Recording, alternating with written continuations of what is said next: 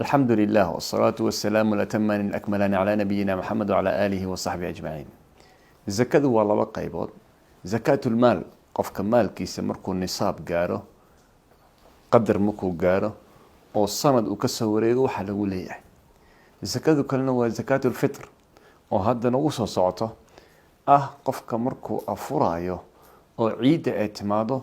إن قفك وبحيو زكاة. النبي صلى الله عليه وسلم عليه حديث أبي هريرة حديث ابن عباس أو قصة عن سنن أبي داود وحويره وطهرة زكاة الفطر طهرة للصيام من الرفث واللغو وحقطها قفك صوما وحيابه كدعايو يريرا يقول لي سبحانه وتعالى وظهرنا وزكاة وتطهير تزكية طعمة للمساكين قفك مسكين كأهنا قود بأطعي حكمته وحويه oo loo farad yeelay zakaatul fitriga in maalinta dadku ay farxaan oo qofka miskiinkana wax uu helo qofka xoolaha Allah subhanahu wa ta'ala uu siiyana wax uu bixiyo yee ku waajibtaa maxaa miqdaarkeedu uu yahay ama nisaabkeedu muxuu yahay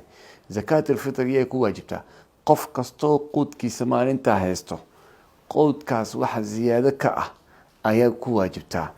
waxayna ku waajibtaa qof kasto sida nabi sallallahu alayhi wasallam alayhi uu yiri xadiiska saxiixa على الذكر والأنثى والحر والعبد قف كستو أذيك كهوسي ماذا والله أما لديك الصغير والكبير وين أما ير الدون أما حر ضمان ويكون جبتها هدي إهستان وحكفلا أيجو زائد كأه يا لسينا يا مساكين يا فقراء لسينا يا وحبها يسني أغونتا أيا لسينا يا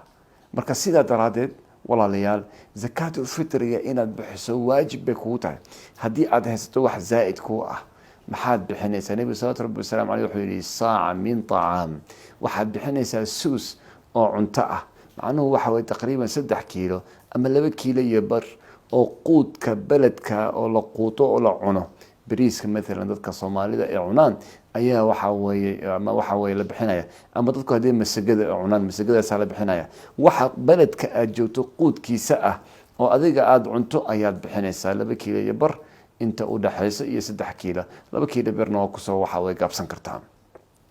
marka sida darada cuntada sala bixiya dadka siinaysa goorma bixinaysa waxa bixinaysa salaada ciida ka hor ayaa bixinaysa ibn umar wuxuu leeyahay yawm oo yawmayna waa la ogolaaday nabiga sallam inuu in la bixiyo waa la ogolaado nabiga sallallahu alayhi wasallam alayhi ka sugan tahay in la bixin karo zakaatul fitriga ciida ka hor maalin ama 2 maalmood oo waxa dadka la siiyo oo la gaarsiiyo أما هذه أذبح زكاة الفطر بعد الصلاة فهي صدقة من الصدقات أي النبي صلى الله عليه وسلم عليه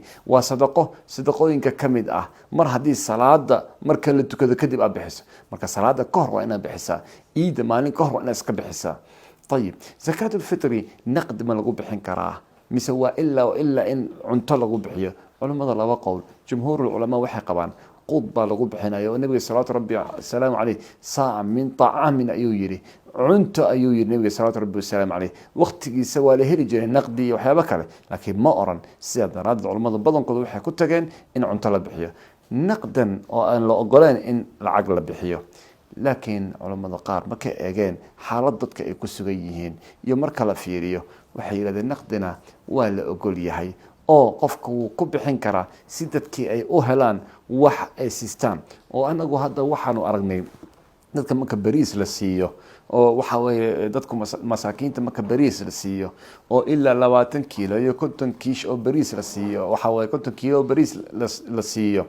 maxay sameeyaan intay suuqa ku noqdaan bariiska waxay ku iibiyaan lacag aad u jaban si ay iidaam u helaan sida daraadeed waxa wanaagsan oo waxa weeye maadaama xikmadu ay dadka inay farxaan oo cunto ay helaan in la iskugu daro raashinka iyo waxa weeye naqdiga in la